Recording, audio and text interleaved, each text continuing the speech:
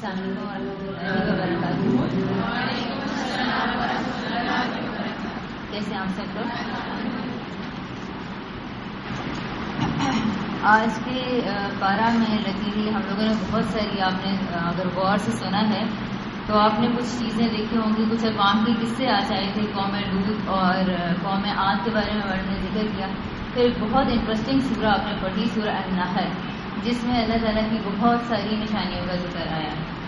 تو اگر تو ہم لوگ اس قرآن کو اپنے لیے کوئی لائف چینجنگ چیز سمجھ کے سنتے ہیں تو پھر تو ہو نہیں سکتا کہ آپ لوگ گھر جا کے یا آپ کے حواس کے اوپر نہ سوار رہیں۔ اور اگر ایسے ہی لوگ ہوتے ہیں جن کے لیے بعض اوقات یہ دورہ قرآن زندگی بدلنے کا ذریعہ بن جاتا ہے، ایسا ہوتا ہے، ایسے بہت سارے لوگ ہوتے ہیں جو ایک دفعہ دورہ قرآن سنتے ہیں، وہ فہم قرآن سنتے ہیں اور پھر ان کی زندگی بدل جاتی ہے۔ وہ کب ہوتا ہے، کیسے ہوتا ہے؟ ہمارے ہاں تو ایسا کم ہی ہوتا ہے کیونکہ ہم لوگ روایتی مسلمان ہیں۔ ہم نے اس کتاب کو کبھی بھی اس ایسپیکٹ سے نہیں لیا یا اس طرح اس انرجی کے ساتھ نہیں لیا جس طرح کے آج کل مغربی معاشرہ اس کی طرف آ رہا ہے۔ کچھ ایسی چیزیں آپ کے سامنے رکھوں گی جس سے آپ کو یہ پتہ چل سکے کہ اگر آپ یہاں آ کر بیٹھے ہیں اور اگر یہ آیات آپ کو سننے کو مل رہی ہیں تو یہ کتنی بڑی دولت ہے جو آپ کو سننے کو مل رہی ہے۔ اور ان پیغامات کے اندر، ان آیات کے اندر جس کا ترجمہ آپ کو سنایا جا رہا ہے، بیسیکلی یہ ہیں کیا، ان کی قدر کس نے پہچانی ہے اور کس طرح پہچانی ہے، اور اگر یہ ہماری جھولیوں میں آ کے گرا تو ہمیں ان کی قدر کس طرح سے کرنا ہے۔ اور پھر یہ کہ ہم لوگ اگر اس کی قدر ٹھیک سے پہچانتے ہوں یا جانتے ہوں تو ہو نہیں سکتا کہ اپنے چھوٹے سے بچوں کو نہ دینا چاہیں اور اپنی جوان بیٹیوں کو نہ دینا چاہیں یا ان کو یہاں لا کے نہ بٹھائیں۔ ہمارا ٹائم تو گزر گیا جو گزر گیا، لیکن ابھی بھی اگر کوئی صرف اس کو اپنی ذات کے لیے سمجھ رہا ہے اور بچے بنائیں اپنے کیریئرز، بچے بنائیں یونیورسٹیوں میں جائیں اور وہ اسکول کالج کی اسٹڈیز کریں، لڑکے پورا دن سیلفیاں بناتے رہیں، موبائل میں گانے بھرتے رہیں اور اسٹیٹس اپلوڈ کرتے رہیں، یعنی آپ یہ دیکھیں کہ اگر ہم لوگ جتنے لوگ یہاں بیٹھے ہیں ہم صرف اپنے گھر والوں کے بارے میں دیکھیں کہ کتنے گھر والوں کے بارے میں آئی ایم سو کنسرنڈ کہ اس کو بھی قرآن ایسے آنا چاہیے جیسے مجھے آ گیا۔ تو کچھ ایسی چیزیں، کچھ ایسے حقائق آپ کو لازم پتہ ہونے چاہیے کہ جس کے بعد یہ ہال اتنا نہ بھرے، وہاں تک کم از کم جتنی جگہ ہے وہاں تک تو بھرے، اور اس کے لیے آپ کی بیٹیوں کا یہاں آنا، آپ کی نسلوں کا یہاں آنا بہت زیادہ ضروری ہے۔ بسم اللہ الرحمن الرحیم۔ جی، میں نے صرف قرآن کے چند موضوعات آپ کے سامنے رکھنے ہیں اور مختصراً جتنا ہمارے پاس ٹائم ہے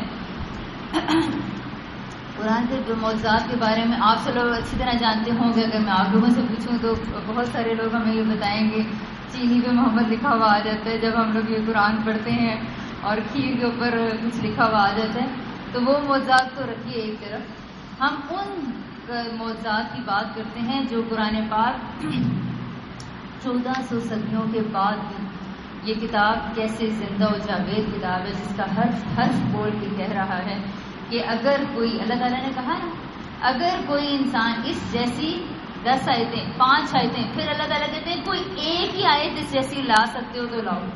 14 صدیاں گزر گئیں لیکن آج تک سائنس نے ترقی کر لی، لوگ کہاں سے کہاں پہنچ گئے، دماغ کیسے کیسے پہنچ گئے، لیکن کوئی اس چیلنج کو پورا نہیں کر سکا۔ آخر اس میں ایسا کیا ہے؟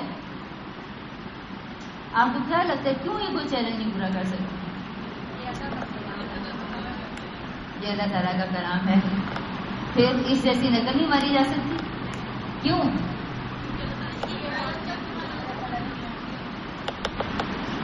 کیوں؟ یہ ذکر ہم نے نازل کیا ہے، چلے صحیح دیکھتے ہیں کہ اللہ تعالیٰ نے جب کوئی کلام یا کوئی آیات نازل کی ہیں تو صرف یہ نہیں ہے کہ اس میں کوئی تذکیر یا کوئی نصیحت بھر دی ہے۔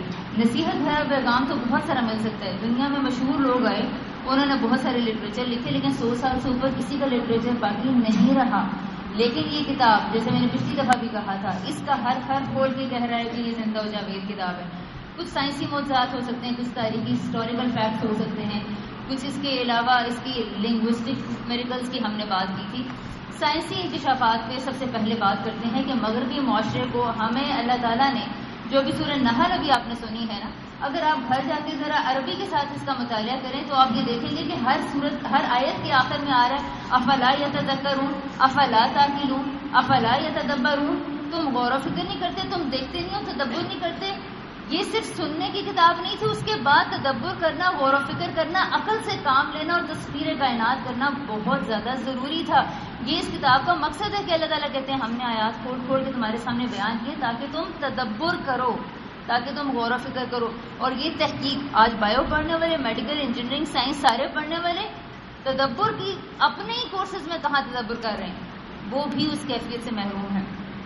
سب سے پہلے سائنٹیفک فیکٹس، کائنات کے اوپر غور کیجیے. اللہ تعالیٰ کہتے ہیں کہ ہم تمہیں عنقریب دکھائیں گے تمہارے سنریہم آیاتنا فی الآفاق فی انفسہم، ہم تمہیں تمہارے نفسوں میں اور تمہیں اس کائنات میں آفاق میں عنقریب بہت سی نشانیاں دکھا دیں گے. تم کہہ اٹھو گے کہ انہ الحق، کہ یہ واقعی ہی حق ہے. ایک بات جو ہمیں پتہ ہونی چاہیے کہ لوگ یا دہریے یا مستشرقین بری طرح یہ کوششوں میں لگے ہوئے ہیں کہ کسی طرح اس قرآن پاک کے فیکٹس کو اور اس کے حقائق کو جھٹلا دیں، اور اس کے لیے تحقیق کا دامن آج ان کے پاس ہے، آج ٹیلیسکوپس ان کے پاس ہے، ترقی آج انہوں نے کی ہے کیونکہ وہ تدبر کر رہے ہیں، وہ عقل سے کام لے رہے ہیں. انہوں نے سالہ سال کے دھکے کھا کے یہ دریافت کیا ہے کہ یہ کائنات ایک بگ بینگ تھیری، ایک عظیم دھماکے کی وجہ سے ظہور پذیر ہوئی. پہلے سارے مادے ایک جیسے تھے اور پھر سب الگ الگ ہونے لگے، پھر ان میں ستارے سیارے اور پھر مزید پلانٹس بنے اور پھر یہ ہماری دنیا بھی وجود میں آئی. اللہ تعالیٰ دیکھیے کیا فرماتے ہیں، وَالسَّمَاءَ، اللہ تعالیٰ نے قرآن پاک میں ہمیں پہلے ہی ارشاد فرما دیا، اولم یروا الذین کفروا ان السماوات والارض کانتا رتقا ففتقناہما، کیا یہ منکر دیکھتے نہیں ہیں کہ ہم نے اس زمین اور آسمان کو ایسے ملایا ہوا تھا، جب دونوں کو اکٹھا بنایا ہوا تھا، ففتقناہما، پھر ہم نے ان میں پھونک مار کے ان کو الگ کر دیا تو زمین آسمان اوپر چلے گئے اور زمینیں نیچے چلی گئیں. یہ وہ تحقیق کے بعد جان رہے ہیں اور ہمیں ہمارا رب پہلے سے بتا رہا ہے. اگر آپ کائنات کے پھیلنے کی بات کریں تو بہت پہلے یہ سمجھا جا رہا تھا کہ شاید کائنات یہ بن گئی ہے، بس یہ اتنی ہی ہے جتنی بن گئی ہے. پھر یہ سوچنے لگے کہ اب یہ بند تو گئی ہے لیکن یہ ہمیشہ جاری رہے گی، کوئی قیامت نہیں آنی.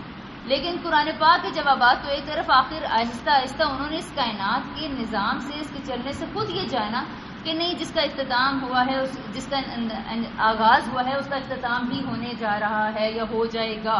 اور اب انہوں نے یہ جانا ہے کہ انجام بھی بڑا اچانک ہوگا. وہ کیسے ہوگا دیکھیں، اللہ تعالیٰ خود ہی فرما رہے ہیں وَالسَّمَاءَ بَنَيْنَاهَا، اور اس کے علاوہ قرآن کا جو کائنات کی وسعتیں ہیں، جن وسعتوں کے بارے میں انہوں نے ریسرچز کر کے یہ جانا ہے کہ یہ کائنات، انہوں نے کہا کہ اگر کائنات جتنی بڑی یہ کائنات ہے، اگر اس میں روشنی کی لائٹ سے، اسپیڈ سے روشنی اگر سفر کرنا شروع کرے ایک کنارے سے دوسرے کنارے تک، تو اس کو اگر وہ انتہائی لاسانی اسپیڈ کے ساتھ بھی جائے تو پھر بھی اس کو 15 ارب سال لگ جائیں گے ایک کنارے سے دوسرے کنارے تک پہنچنے میں. لیکن یہ تب ہوگا کہ اگر کائنات جتنی ہے وہ اتنی رہے.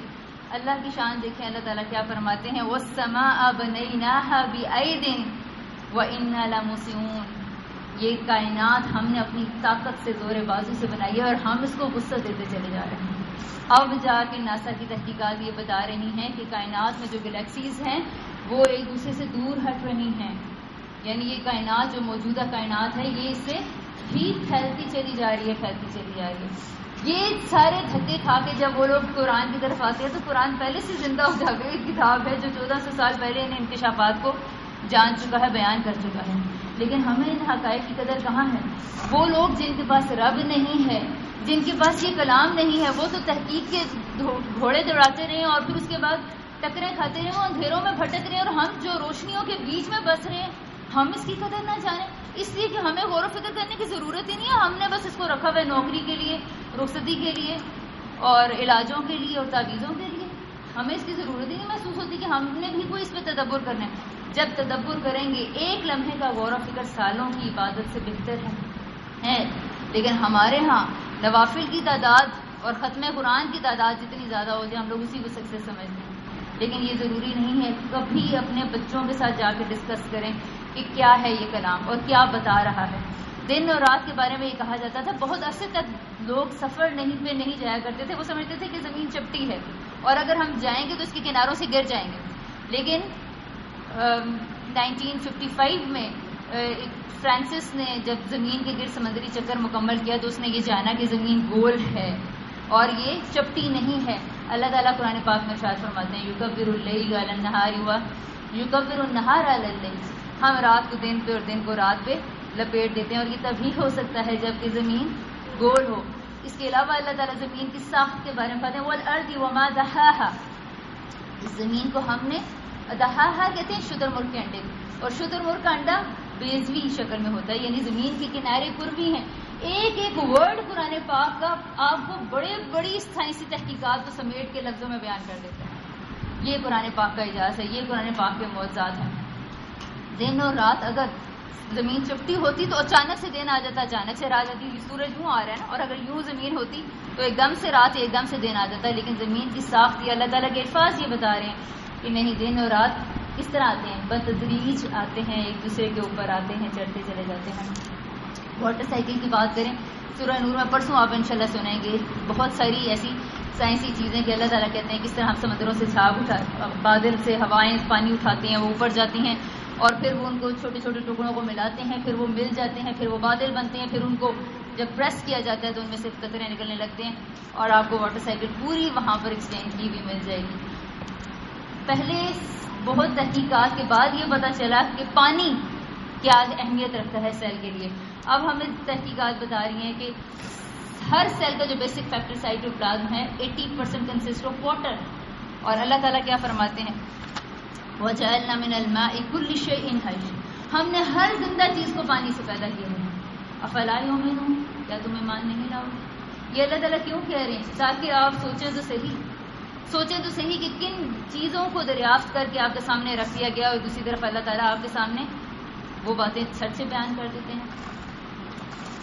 اسی طرح اگر ہم بات کریں سائنس, اسی طرح اگر آپ زمین پہاڑوں کی موجودگی کو دیکھ لیں کہ اللہ تعالیٰ کہتے ہیں کہ ہم دیکھتے ہیں نا جب بڑے بڑے پہاڑ کیوں بنا دیے اللہ تعالیٰ نے. قرآن پاک میں اللہ تعالیٰ وجہ بتاتا ہے کہ یہ اس لیے کہ زمین تمہیں, ابھی جیسے میڈم نے آیت پڑھی ہے کہ زمین کہیں تمہیں لے کے ڈھلک نہ جائے, تو اللہ تعالیٰ نے پہاڑوں کو میخوں کی طرح گاڑ دیا ہے.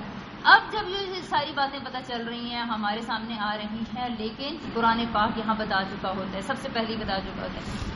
انگلیوں کی پوروں کے بارے میں ابھی لیٹ 90s میں پتہ چلا ہے, ارلی 90s میں پتہ چلا ہے کہ یہ جو فنگر پرنٹس ہیں یہ ہر انسان جتنے دنیا میں پیدا ہو چکے ہیں اس کے انڈیویجول فنگر پرنٹس ہیں, جو ہم ہر جگہ انگوٹھے چھاپتے پھرتے ہیں نا.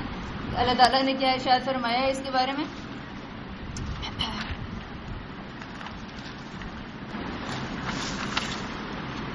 بلا قادرین علی ان نسوی بنانا ہو. کیا ہم لوگ اس قابل نہیں ہیں, یعنی ہم یہ کیوں نہیں, ہم یہ قدرت رکھتے ہیں کہ ہم نے انسان کی انگلیوں کی پوروں کو درست بنا دیا ہے. اس کی ہیومن اناٹمی کی بات کرنی ہے تو دل, دماغ, جگر, معدے, ان کے کام, ان کے فنکشنز, اب آپ لوگ واٹس ایپ پہ ویڈیوز بے شمار موصول کرتے ہوں گے, لیکن ان کو غور کریں اور ان کو قرآن سے ریلیٹ کریں. دیکھیں کہ اللہ تعالیٰ نے کیا کہا ہے. اللہ تعالیٰ کہہ رہے ہیں ہم تمہیں دکھائیں گے عنقریب وہ نشانیاں جو تمہارے اندر ہیں اور جو تمہارے اوپر کائناتوں میں ہیں. بات یہ ہے کہ اگر کوئی 2 لمحے کے لیے غور و فکر کر لے اپنی شریانوں پہ, اپنے سٹرکچر پہ اور زمین اور آسمان کی وسعتوں پہ, ہو نہیں سکتا کہ وہ اللہ تعالیٰ کے سامنے جھکے نہیں, یا اس قرآن سے امپریس ہوئے بغیر رہ نہ سکے, یا اس کو صرف وہ ثواب کے لیے پڑھے نہیں, پھر وہ واقعی ہی اس کو گائیڈنس کے لیے پڑھے گا, اپنی ترقی کے لیے اس کو پڑھے گا. سائنسی معجزات تو کہیں ختم ہوں گے نہیں. کچھ ہسٹوریکل فیکٹس آپ کے سامنے رکھیں. ابھی آپ نے قوموں کا ذکر سنا, قوم عاد کے بارے میں, قوم لوط کے بارے میں. قوم لوط کے بارے میں آپ لوگ بڑے عرصے سے آپ ویڈیوز دیکھ رہے ہوں گے کہ بحر مردار کے اندر ابھی جب تحقیقات اس نہج پہ پہنچی ہیں تو پتہ چلتا ہے کہ ایک ایسی جو بحر مردار کے اندر ایک وادی ہے جو 400 اس پورے سمندر سے 400 میٹر مزید گہری ہے. اس وادی کی اپنی گہرائی بھی 400 میٹر مزید گہری ہے, جو کہ پورے سمندر میں کسی اور کی نہیں ہے. ابھی آپ نے کیا سنا تھا کہ ہم نے اس زمین کو, اس بستی کو آسمان سے زمین پہ دے مارا, اس بستی کو, اور اس پر پکی ہوئی مٹی کے کنکر جو سے ہیں وہ برسائے گئے. اب تحقیق بتا رہی ہے کہ 30% اس پانی کی جو ڈینسٹی ہے وہ زیادہ ہے, اور اس میں اتنے زیادہ نمکیات ہیں کہ وہاں کوئی حشرات زندہ نہیں رہ سکتے. یہ میرے رب کا عذاب تھا جو اس بستی پر آیا. آج ہمیں پتہ چل رہا ہے کہ قرآن پاک کی آیات کس طرح حق بیان کرتی ہیں. قوم عاد کے بارے میں کوئی نہیں جانتا تھا. مشرک جو نان مسلمس ہیں، وہ ویسٹ ہیں، وہ یہ پروپیگنڈا کیے ہوئے تھے کہ قرآن پاک جس بستی کا ذکر کرتا ہے وہ بستی یہاں کوئی نہیں ہے. یہ قرآن پاک اور یہ محمد صلی اللہ علیہ وسلم نے کچھ حقائق ہیں، کچھ باتیں ہیں، کچھ فلسفے ہیں جو کھڑ کے بیان کر دی ہیں. اور دیکھیں اللہ تعالیٰ کس طرح انہیں کو تحقیق اللہ تعالیٰ نے جب دی یا تحقیق کرنے کی طاقت دی، تو ایک جو جغرافیائی ماہر تھا اس نے ناسا سے ریکویسٹ کی، کچھ اس نے سنا، پھر اسے کچھ تحقیق کی، بڑا لمبا سفر. ناسا کی پکچرز نے یہ ثابت کیا کہ وہاں کچھ ایسے علاقے ہیں جو اس طرف جا رہے ہیں. قافلوں کے پرانے راستے ملے، اس کے بعد ایک وائڈ ایریا ملا. اسے یہ گمان گزرا کہ یہی وہ بستی ہو سکتی ہے. جب اس پہ تحقیق کا کام شروع کیا تو 1990s میں ابھی آ کر یہ پتا چلا کہ وہ جب اس کی کھدائیاں شروع ہوئیں تو پتہ چلا کہ یہ ریت کا شہر ابار کے نام سے، جس کو ابھی آپ نے کہا، جس کو اللہ تعالیٰ نے ریت کی ہواؤں میں دبا دیا تھا، جو بڑے فن کے ماہر تھے اور ایسے لوگ تھے، ان کو اللہ تعالیٰ نے کہاں غرق کیا. اور ان کی بستیاں اب جا کے وہ کھنڈرات نکلے ہیں اور پوری دنیا حیران ہے اور خاموش ہے. ان کے پاس قرآن کی آیتوں کو جھٹلانے کا کوئی چیز ثابت نہیں ہو سکی، بلکہ اللہ نے ان کو انہی کی تحقیق سے خود ہی ثابت کر کے دکھا دیا. پھر اس کے علاوہ اگر ہم اس کی بات کریں، حامان، ایک بہت بڑی اس وقت کنفیوژن چل رہی تھی. جی قرآن پاک نے کسی حامان کا ذکر کیا ہے اور حامان کو فرعون کہتا ہے کہ وہ فرعون نے کہا نا حامان کو کہ حامان میرے لیے کیسی عمارت بناؤ، ذرا میں موسیٰ کے رب کو تو جھانکوں. اس نے کیوں کہا حامان کو یہ؟